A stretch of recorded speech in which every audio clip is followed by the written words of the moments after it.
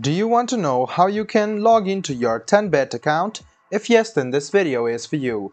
Hello and welcome to TechTube. It's your host back again with yet another interesting tutorial video. In this video, I'm going to teach you how you can log into your 10bet account.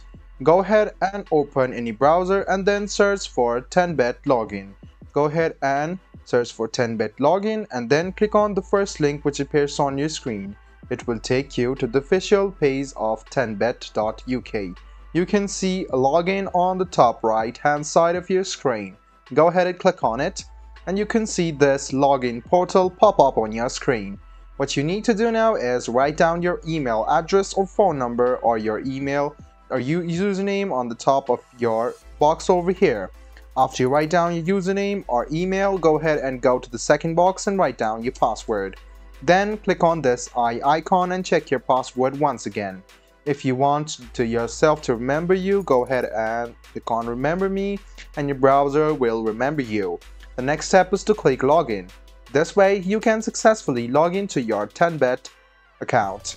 So if you have any problems about your password and want to reset it, this is the link for you to reset your password. If you don't have an account yet and want to create one, this is the link for you to create your account.